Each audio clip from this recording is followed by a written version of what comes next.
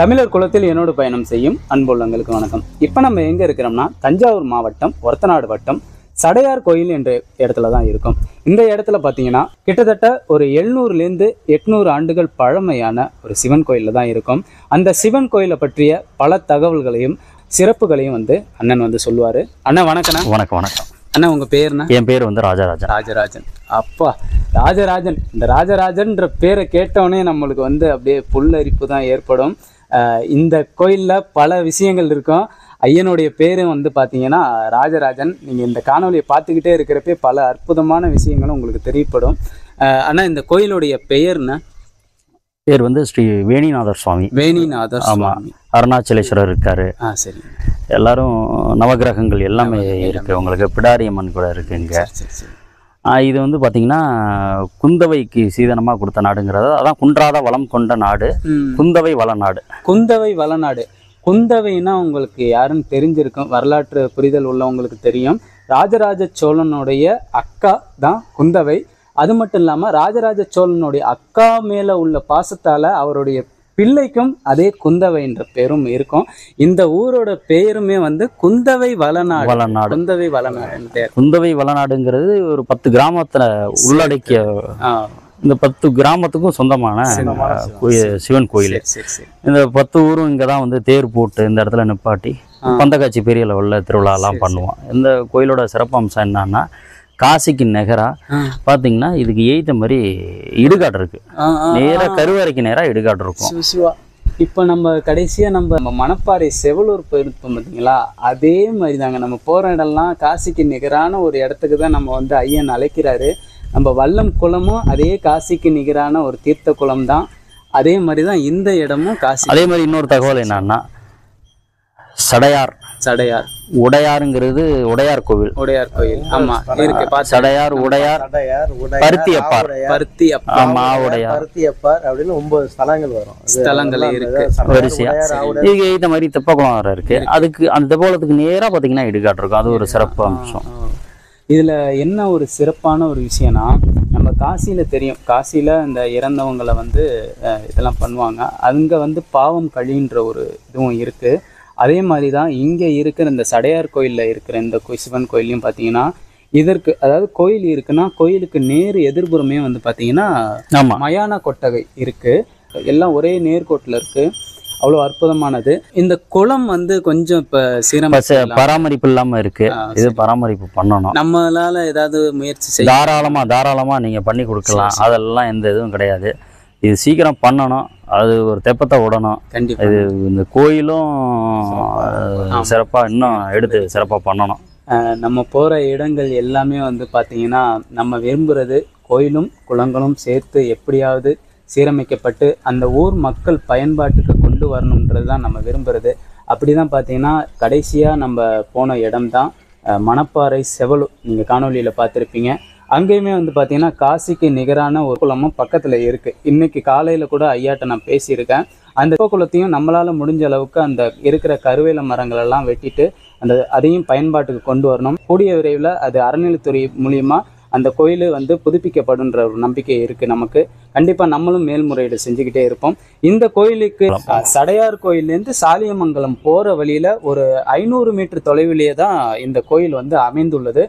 அனைவரும் பாருங்க. ஏன்னா இதெல்லாம் நம்ம முன்னோர்கள் நமக்காக தான் விட்டு சென்றது. எல்லாரும் நம்ம கடந்து போயிடும், பல இடங்களுக்கு போகிறோம். இந்த மாதிரி நம்ம ஊருக்குள்ளேயே இருக்கிற சிறப்பான விஷயங்களை மறந்துடுறோம். இப்படியும் இங்கே இருக்குன்றத சடையார் கோயிலில் தான் இருக்கு. அவசியம் பாருங்க. அதே மாதிரி இது என்னன்னா, இந்த சடையார் கோயிலுங்கிற பேருக்கு சடையானே பாட்டிலே உங்களுக்கு அந்த பதிப்பகத்திலே இருக்கு. சடையானே சிவனுக்கு சடையானேன்னு தேவாரத்துல இருக்கு. ஒவ்வொரு ஊரு பேருக்குமே பாத்தீங்கன்னா அந்த கால முன்னோர்கள் பாத்தீங்கன்னா மிக சிறப்பா, நம்மளுக்கு தான் இன்றைய காலத்துல நம்ம அதை யோசிக்கிறது இல்லை. அன்றைய காலத்துல ஒரு ஊரோட பெயர்லேயே அவ்வளோ சிறப்புகளை ஒளிச்சு வச்சுட்டு போயிருப்பாங்க. ஈசனுக்காக கட்டப்பட்ட ஒரு ஊரே இருக்குன்னா பார்த்துங்க, சடையார் கோயில் அப்படின்னு ஈசனுக்குடைய பேர்லேயே தான் இருக்குது.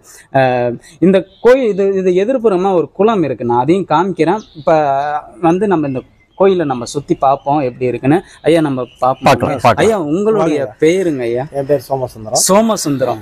இந்த சுற்று வட்டாரத்தோட பல கிராமங்கள் சேர்ந்ததோடைய பெயர் பார்த்தீங்கன்னா குந்தவை வளநாடு.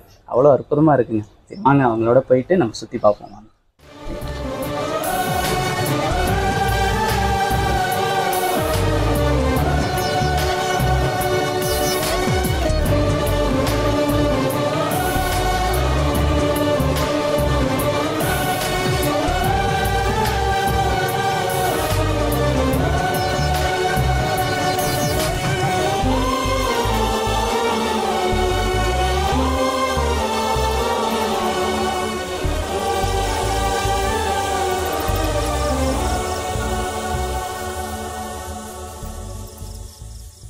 கோயில் அது பிற்காலத்துல கொஞ்சம் புதுப்பிச்சு கட்டப்பட்டிருக்காங்க. இப்போ ரீசெண்டாக பண்ணது 2018 என்னமோ தான் பண்ணோம். ஆமாம், 20 வருஷம் ஆயிடுச்சு. நம்ம பண்ணக்கூடிய சூழ்நிலையில் கும்பாபிஷேகம் பண்ணக்கூடிய சூழ்நிலை தான் இருக்கு. இப்போ எல்லாமே வந்து இதுதான், அந்த சுண்ணாம்பு கல் இருக்குல்ல, செங்கல், அதுதான் அந்த பழைய காலத்து செங்கல். இந்த இருக்கு பாருங்க, பூசி தான் கும்பாபிஷேகம் பண்ணது. இதை நீங்க ஒண்ணுமே நம்ம பண்ண முடியாதுல்ல.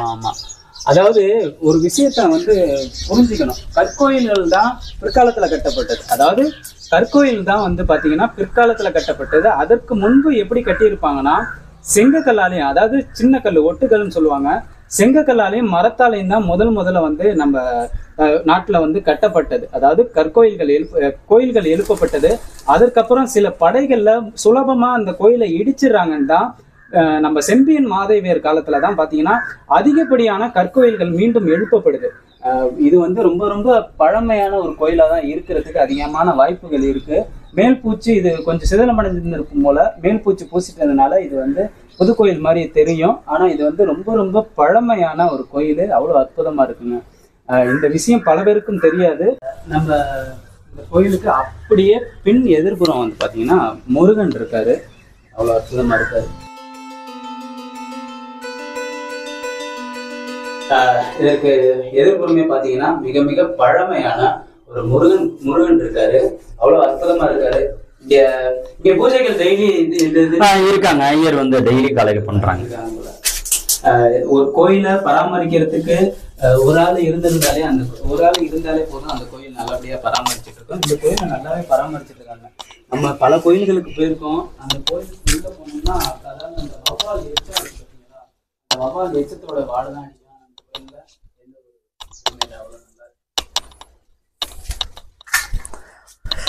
இந்த சிவலிங்கம்னா உங்களுக்கு கிட்டத்தட்ட எப்படி அந்த ஒரு 1500 வருடம். நம்ம அங்க ஒரு இது காமிச்சால உங்களுக்கு ராஜராஜ சோழன் இது பண்ணது இடிஞ்ச நிலையில சிதலமடைஞ்ச நிலையில, அந்த சிதலடைஞ்சதுக்கு அப்புறம் அந்த லிங்கத்தையும் நந்தி இங்க கொண்டு வச்சாச்சு. இவங்க தான் அருணாச்சல் இருந்தது. ஆமா, அங்கேருந்து எடுத்துட்டு வந்துட்டாங்க. அதையும் நான் காட்டுறேன் உங்களுக்கு. இப்ப ஒரு கோயில் ஒண்ணு இதற்கு பக்கத்திலேயே ஒரு கோயில் வந்து ரொம்ப சிதிலமடைஞ்சது. அந்த கோயில்ல இருந்து எடுத்துட்டு வரப்பட்ட ஒரு லிங்கம் தான் இது. இந்த லிங்கம் வந்து அதாவது வட்ட ஆவுடை கொண்ட லிங்கம். நம்ம மேலே இது வட்ட ஆவுடை கொண்ட ஒரு லிங்கம் தான். அவ்வளவு அற்புதமா இருக்கு. இந்த லிங்கத்தை பாதுகாப்பா இந்த கோயில்ல வச்சு வழிபட்டுட்டு இருக்காங்க. சில விஷயங்கள் வந்து நம்மளுக்கு வந்து பூரிப்பை ஏற்படுத்துதுன்னே சொல்லலாம்.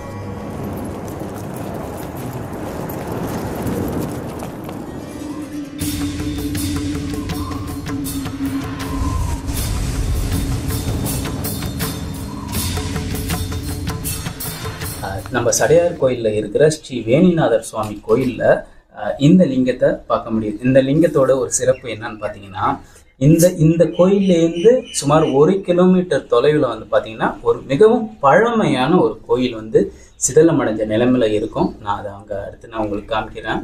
ரொம்ப சிதலமடைஞ்சதுனால இந்த கோயிலில் அருள் பாலிக்கிறாருன்னே சொல்லலாம். இந்த கோயிலில் வச்சு இப்போ நல்ல நிலைமையில இருக்கு. நம்ம முன்னோர்களால் கைப்பட செய்யப்பட்ட இந்த சிவலிங்கங்கள்லாம் வந்து பார்த்தீங்கன்னா ரொம்ப சிதலமடைஞ்சிருச்சுன்னா அதை பயன்படுத்த முடியாது. ஆனால் இந்த இடத்துல ஆவுடையோடு அவ்வளோ அற்புதமாக இருக்குங்க. கண்டிப்பாக அதெல்லாம் வந்து பாருங்க. உண்ணாமலையம்மன், வெங்கடாஜலபதி, விஜயலட்சுமி, உங்களுக்கு இவரும் ஐயா சிவலிங்கம். இது குட்டியா இருக்குங்க.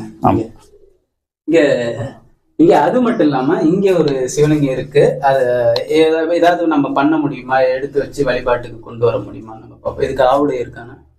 இல்ல ஆவுடை மட்டும் தனியா செய்து பண்ணிக்கணும். இதுக்கு ஒரு ஆவுடை ஒன்னா நம்ம ரெடி பண்ணி இங்க ஒரு சிவலிங்கம் இருக்கு. இதுக்கு என்ன நம்ம சின்னதா ஒரு ஆவுடை சரி பண்ணி கொடுத்தோம்னா அதையும் வச்சு வழிபடுவாங்க. இங்க அதுக்கு இது ஒண்ணுமே சின்ன நந்தி இருக்கு. சரி, அதை நம்ம ஏதாவது ரெடி பண்ண முடியும் பார்ப்போம்.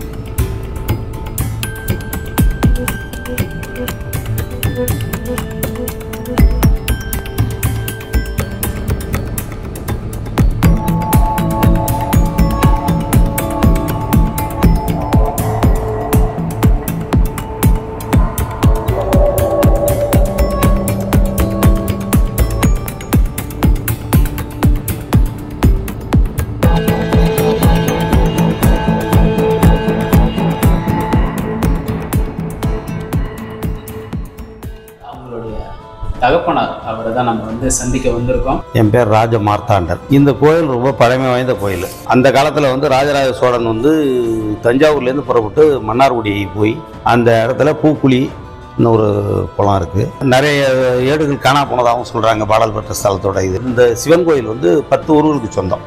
ராஜராஜ சோழன் தன்னுடைய மகள் குந்தவைக்கு இதை சீதனமாக கொடுத்ததாகவும் சொல்கிறாங்க. அது மாதிரி அருகாமையில் சுற்றிய நாடுகள் இருக்குது. அந்த பந்தகாட்சி திடல்னு பனையக்கோட்டையில் இருக்குது.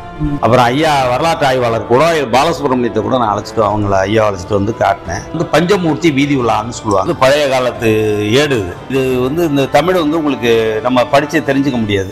1830வது வருஷம் எழுதினது. கிட்டத்தட்ட உங்களுக்கு பார்த்தீங்கன்னா 200 ஆண்டுகளை கடந்துருச்சு.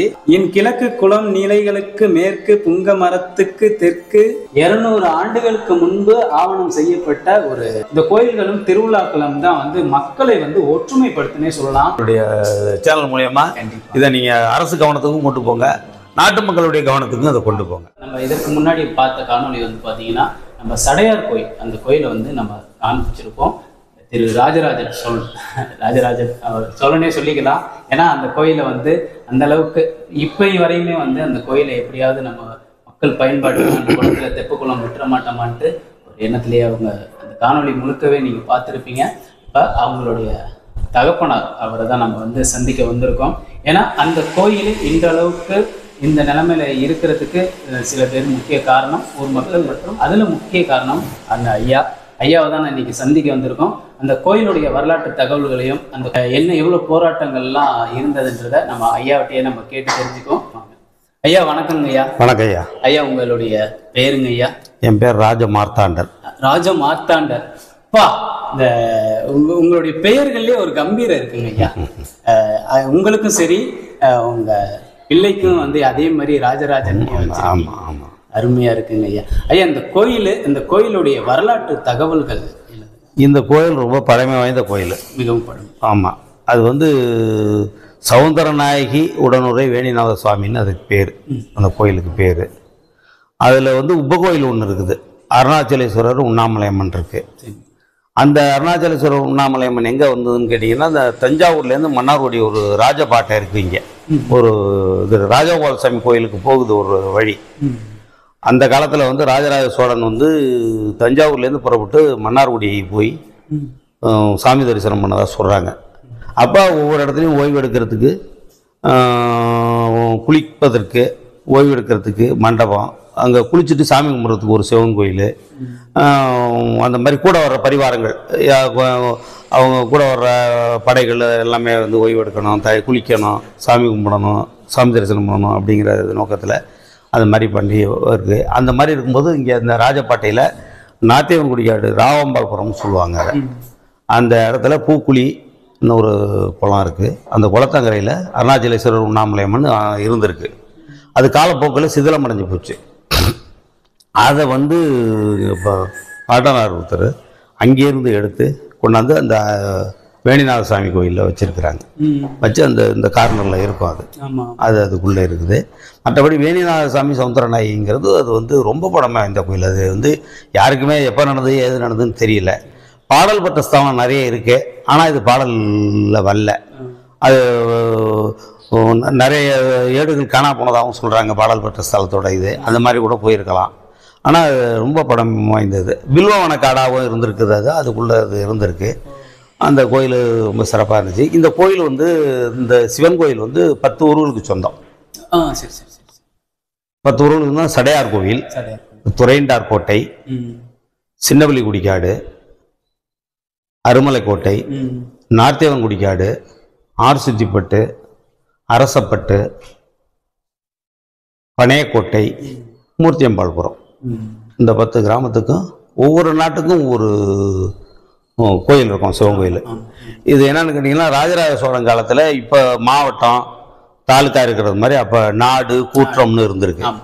அப்போ வளநாடுகளாக பிரித்து குடவோல முறையில் தேர்தலே நடத்தியிருக்கிறார் ராஜராஜ சோழன். நீங்கள் பார்த்துருக்கலாம், வரலாற்றை படிக்கும்போது தெரியும். அந்த மாதிரி பண்ணும்போது இது வந்து குந்தவை வளநாடுன்னு பேர். அது குழந்தை வளநாடுன்னு சொல்லுவாங்க. அதாவது ராஜராஜ சோழன் தன்னுடைய மகள் குந்தவைக்கு இதை சீதனமாக கொடுத்ததாகவும் சொல்கிறாங்க. அதனால் அது குந்தவை வளநாடுன்னு பேர் வழங்கியிருக்கு. அதை ஒரு மன்னரோட மகளை வந்து பேர் சொல்லி கூப்பிடக்கூடாதுங்கிறதுக்காக, ஒரு மரியாதை குறைவு அப்படிங்கிறதுக்காக அதை குழந்தாயின்னு கூப்பிடுவாங்க. தாயே அப்படின்னு கூப்பிட்றோம்ல, பொம்பளைங்க பிள்ளைங்கள கூப்பிட்றோம்ல, அது மாதிரி அவங்க அதை குழந்தாயின்னு கூப்பிட்ருக்காங்க. அதனால் குழந்தை வளநாடுன்னு அதனுடைய இதாக அது பேர் மாதிரி வந்துருச்சு. அப்போ இந்த குந்தவை வளநாடு என்று அழைக்கப்படுங்கன்னா அந்த குழந்தை வளநாட்டுக்கு இந்த கோயில். அது மாதிரி அருகாமையில் சுற்றிய நாடுகள் இருக்குது. இந்த பக்கம் எடுத்துக்கிட்டிங்கன்னா சுந்தர நாடுன்னு இருக்கும், வாலமர் கோட்டை. இங்கே எடுத்துக்கிட்டிங்கன்னா கீழ்வேங்கை நாடுன்னு இருக்கும், அது பருதியப்பர் கோயில், பருதி நியமம்பாங்க. அந்த மாதிரி ஒவ்வொரு நாட்டுக்கும் ஒவ்வொரு சிவன் கோயில் இருக்குது.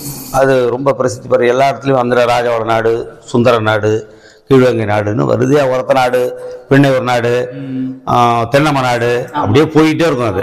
அதனால இந்த நாட்டுக்கு இது வந்து 10 ஊருக்கும் ஆன சிவன் கோயில் இது. இந்த கோயில் இதுக்கு தலைமை இடம் பனையக்கோட்டை.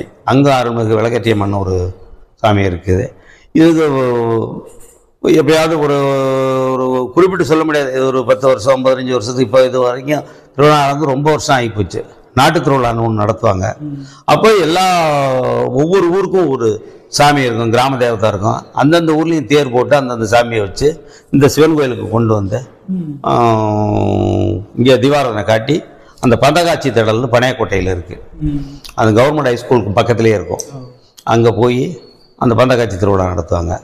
ரொம்ப இதில் கரைக்காரர்கள்லாம் இருக்காங்க, அவங்களுக்கு தான் இதில் மரியாதை. அந்த கோயில் விசேஷங்கள் நடக்கும்பொழுது கரைக்காரர்கள்னு சொல்லுவாங்க.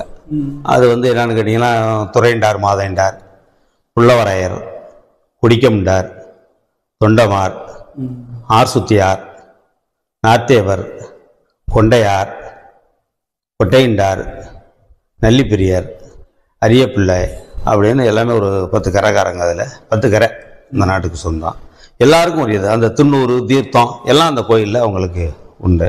அந்த மாதிரி இந்த கோயில் எப்போ நடந்தது என்னன்னு தெரியல. ஆனால் அதுக்கு முன்னாடி வந்து 1913 ஒரு கும்பாபிஷேகம் நடந்திருக்கு. அதுக்கு பிறகு அது கும்பாபிஷேகம் நடக்கலை. அப்படியே பல காரணங்களால் அப்படியே தடைப்பட்டு இருந்து போச்சு. அப்புறம் ஐயா வரலாற்று ஆய்வாளர் கூட பாலசுப்ரமணியத்தை கூட நான் அவங்கள ஐயா அழைச்சிட்டு வந்து காட்டினேன். வந்து எல்லாம் பார்த்தாங்க. ரொம்ப தொன்மை வாய்ந்த கோயில் அப்படின்னு சொல்லிட்டு அதில் இருக்க சண்டிகேஸ்வரர் ரொம்ப தொன்மை வாய்ந்ததுன்னு சொன்னார். அந்த சண்டிகேஸ்வரர் ரொம்ப தொன்மை வாய்ந்தது அப்படின்னு அவர் வரலாற்று ஆய்வை வச்சு கண்டுபிடிச்சி அவர் சொன்னார். அது பழைய ஒரு கணக்கு இருந்தது. அதில் 1913 கும்பாபிஷேகம் பண்ணதுக்கான ஒரு கணக்கு இருந்தது. அதை வச்சு தான் நம்ம 1913 நடந்திருக்கோம் அப்படின்னு ஒரு கணிப்பு. அதுக்கு பிறகு நடக்கலை. அதுக்கு பிறகு எல்லாரையும் நாட்டு கூட்டம் போட்டு நாட்டில் இருக்கிறவங்கள முக்கியஸ்தர்கள் எல்லாம் கூட்டி இந்த மாதிரி 10 கரகாரங்களையும் நான் சொன்ன பார்த்தீங்களா, துறையண்டார் மாயண்டாரில் ஆரம்பித்து அரியப்பிள்ளை வரைக்கும் இருக்கும். அது 10 கரகாரங்களையும் கூட்டி வச்சு அது மாதிரி இது பண்ணணும், அந்த கோயிலை கும்பாபிஷேகம் பண்ணணும்னு சொல்லி ரொம்ப முயற்சி பண்ணி ஊருக்கு ஊர் வீட்டுக்கு வீடு வரி போட்டு அவங்கள்ட்ட எல்லாம் இது பண்ணி அவங்க முடிஞ்ச பொருளுதவி பண்ணாங்க, பண்ணோம். அதில் ராஜகோபுரத்தை கற்பகம் கலை அறிவியல் கல்லூரி கோயம்புத்தூரில் ஒருத்தர் நடத்துகிறாரு. அவர் தான் அதை ராஜகோபுரத்து செலவை ஏற்றுக்கிட்டு அவர் வந்து பண்ணி கொடுத்தாரு. வசந்தகுமார் ஐயா வசந்தகுமார் அவங்க நிறைய திருப்பணி பண்ணியிருக்கிறாங்க. அவங்க வந்து வந்தாங்க. அப்புறம் கோமல் சேகர்னு ஒருத்தவங்க திருப்பணியில் ஈடுபட்டு பண்ணாங்க. அப்புறம் மயன்னு ஒருத்தர் அவரும் வந்து இதில் ஈடுபட்டு அவரும் பண்ணார். நிறைய வெளியிலேருந்து நிறைய ஹெல்ப் பண்ணாங்க. இப்போ கும்பாபிஷேகம்னா அதுக்கு பூ இதெல்லாம் மாலை இலை இதெல்லாம் ஒருத்தர் ஏற்றுக்கிட்டாங்க. ஒவ்வொருத்தரும் ஒவ்வொன்று எடுத்துக்கிட்டாங்க. ஒருத்தங்க ஜவுளி வகைராக்கள் எல்லாம், அதாவது சாமிக்கு மற்ற வர்றவங்களுக்கு எல்லாத்துக்கும் அது இப்படி பண்ணி நாட்டிலையும் வீட்டுக்கு வீடு வரி போட்டு பண்ணி அது 2010 அதை அந்த கும்பாபிஷேகத்தை பண்ணிட்டோம். இப்போ அது சிறப்பாக போயிட்டுருக்கு. இப்போ அது வந்து 12 வருஷத்துக்கு ஒரு வாட்டி கும்பாபிஷேகம் பண்ணணும்னு சொல்லுவாங்க. அப்போ இது வந்து 12 வருஷம் 2010னா பாருங்களேன், 2022 ஆகிட்டு 14 வருஷம் ஆகிட்டு. இனிமேல் மறுபடியும் எல்லாரையும் ஒன்று திரட்டி இந்த நாட்டில் உள்ள மக்கள் எல்லாம் ஒன்று திரட்டி எல்லா கரைக்காரங்களும் கூட்டு வச்சு பேசி இப்போ மறுபடியும் அது கும்பாபிஷேகத்தை ஏற்பாடு பண்ணி அது பண்ணணும். அதில் அந்த குளம் முன்னாடி படிக்குளம் ஒன்று இருக்குது. அது வந்து அதுக்கு முன்னாடி தேரோட்டமே நடந்திருக்கு. பங்குனி மாதத்தில் இந்த கோயிலில் வந்து பெரிய திருவிழான்னு எடுத்துக்கிட்டிங்கன்னா பங்குனி உத்தரம் தான். பங்குனி உத்தரத்தன்னைக்கு அது பெரிய திருவிழா நடக்கும். அப்போ வந்து பெரிய தேர் போட்டே பண்ணியிருக்காங்க. தேர் போட்டு எல்லா சாமிகளும் வச்சு அது வந்திருக்கு. அந்த தேர் சக்கரத்தில் யாரோ ஒருத்தர் சிக்கி ஒரு விபத்து ஏற்பட்டு அதுலேருந்து தடைப்பட்டு நின்று இருக்கு. அது அந்த தேரோட்டம் நின்று போச்சு. அதுக்கு பிறகு அதை இப்போ மறுபடியும் நாங்கள் அதெல்லாம் ரெடி பண்ணி அந்த அதை வந்து பஞ்சமூர்த்தி வீதி விழான்னு சொல்லுவாங்க. அதை பஞ்சமூர்த்தி வீதி, ஆமாம், பஞ்சமூர்த்தி வீதி விழா. அதில் வந்து சுவாமி அம்பாள் இருக்கு, விநாயகர் இருக்காரு, வள்ளி தெய்வானை சுப்பிரமணியர் இருக்காரு, சண்டிகேஸ்வரர் இருக்காரு, அஸ்ரதேவர் இருக்காரு. அதனால இந்த பஞ்சமூர்த்திகளையும் எடுத்துகிட்டு வந்து அதை திருவிழா நடத்தி திருவிழா முடிச்சுட்டு கொண்ட வைப்போம். இப்போ அந்த படிக்குளம் எப்பவுமே விட்டுருக்காங்க. அந்த படிக்குளம் ரொம்ப நிறைய சீரழிவு ஏற்பட்டு போய் எல்லாம் சிதிலமடைஞ்சு போய் எல்லாம் உடஞ்சி கிடக்கு. அதை அந்த படிக்குளத்தை சீரமைக்கணும். அது ஒரு முக்கியமான குறிக்கோள். அது ஒரு கோரிக்கையாக இருக்குது. அந்த படிக்குளத்தையும் சீரமைச்சு அந்த கோயிலையும் திருப்பி ஒரு கும்பாபிஷேகம் பண்ணிவிட்டா ரொம்ப சிறப்பாக இருக்கும் அப்படிங்கிறது எங்களுடைய வேண்டுகோள். இது நம்ம மக்கள் எல்லாருடைய உத்தரவு, எல்லாரும் ஒத்துழைப்போடு தான் அதை செய்ய முடியும். ஏன்னு கேட்டீங்கன்னா இந்த நாட்டுக்குரிய சிவங்கோயில் இது. அதனால எல்லாரோட ஒத்துழைப்போடையும் தான் இருந்து அதை பண்ண முடியும். அதுக்கான ஏற்பாடை இப்போ பண்ணலான் இருக்கோம். பண்ணி இதுலேருந்து ஆரம்பித்து அதுக்கும் ஒரு கும்பாபிஷேகத்தை பண்ணிடலாம் அப்படின்னு நினச்சிட்டு இருக்கோம். ஐயாட்ட கேட்டிருப்போம். என்னன்னா இந்த கோயில், நீங்கள் அந்த கோயிலை பார்த்துருப்பீங்க. இந்த கோயில் வந்து பார்த்தீங்கன்னா அந்த ஊர் மக்களுடைய ஒற்றுமையை வந்து ரொம்ப அதிகமாக குறிக்குதுன்னே சொல்லலாம். 10 ஊருக்கு சொந்தமான ஒரு கோயில்னால் அந்த கோயில் வந்து எந்த அளவுக்கு நம்ம பாதுகாத்து வச்சுருக்கணும், அந்த ஒற்றுமை எவ்வளோ அளவுக்கு இருக்கணும். கண்டிப்பாக 12 வருடங்களுக்கு ஒரு முறை வந்து ஒரு சிவன் கோயில் வந்து கும்பாபிஷேகம் பண்ணுவாங்க. மிக விரைவில் இந்த கோயில் வந்து கும்பாபிஷேகம் நடக்கும்ன்றத நம்ம தமிழர் குலம் சார்பாக நம்ம நம்பிக்கையோடு சொல்லிக்குவோம். அது மட்டும் இல்லாமல் அந்த கோயிலுக்கு எதிர்புறமாக இருக்கிற நம்ம ஏற்கனவே நம்ம காணொலியில் பதிவு பண்ணியிருக்கோம். அந்த குளத்தை நம்ம மிக விரைவில் நம்மளால் முடிஞ்ச முயற்சியை வந்து நம்ம மேற்கொண்டு அந்த கோயிலை சுற்றி, அந்த குளத்தை சுற்றி இருக்கிற மரங்களை நம்ம அகற்றிட்டு நம்ம புது பொலிவுடன் கொண்டு வரதுக்கு நம்ம தயார் பண்ணுவோம். இதுதான் அந்த இது சொன்ன அருணாச்சலேஸ்வரர் உண்ணாமலை மண்ங்கிறது. இது வந்து பழைய காலத்து ஏடு. இதை வந்து இந்த தமிழ் வந்து உங்களுக்கு நம்ம படித்து தெரிஞ்சுக்க முடியாது. இதை வந்து ஐயா குடவாயில் பாலசுப்ரமணியம் அவங்க தான் அது அந்த பழைய காலத்து தமிழ் இது. அதாவது 1830ஆம் வருஷம் எழுதின ரெக்கார்டு. இந்த ரெக்கார்டு 1830வது வருஷம் எழுதினது. கிட்டத்தட்ட உங்களுக்கு பார்த்தீங்கன்னா 200 ஆண்டுகளை கடந்துருச்சு. இது வந்து இன்னும் இருக்கு. இதுல வந்து பாத்தீங்கன்னா என் கிழக்கு குளம் நீலைகளுக்கு மேற்கு புங்க மரத்துக்கு தெற்கு இறைச்சிக்கு வடக்கு இதுக்குட்பட்ட மேற்சட்ட. ஆனா இது வந்து பழமையான எழுத்து. நம்மளுக்கு வந்து கல்வெட்டு படிக்கிறதுனால இது வந்து சுலபமா இருக்கு. தமிழ் இப்போ உள்ள தமிழ்ல படிக்கிறவங்களுக்கு இதை படிக்கிறது வந்து கொஞ்சம் கடினமா தான் இருக்கும். இந்த எழுத்துக்களை பார்த்தா அவங்களுக்கு தெரியும். 200 ஆண்டுகளுக்கு முன்பு ஆவணம் செய்யப்பட்ட ஒரு இதுதான் ஸ்டாம்ப்பு தான் இது. 200 வருஷம் ஆயிடுச்சுங்க. இன்னும் ஐயா வந்து பத்திரமா வச்சிருந்துருக்கோம். 1830ஆம் வருஷம் டிசம்பர் மாதம் 8ஆம் தேதி எழுதப்பட்டது. இந்த மாதிரி விஷயங்களை 200 ஆண்டுகள் வந்து கற்கோயில், அந்த கோயில்கள், அந்த இதெல்லாம் நம்ம வந்து பார்த்துருப்போம்.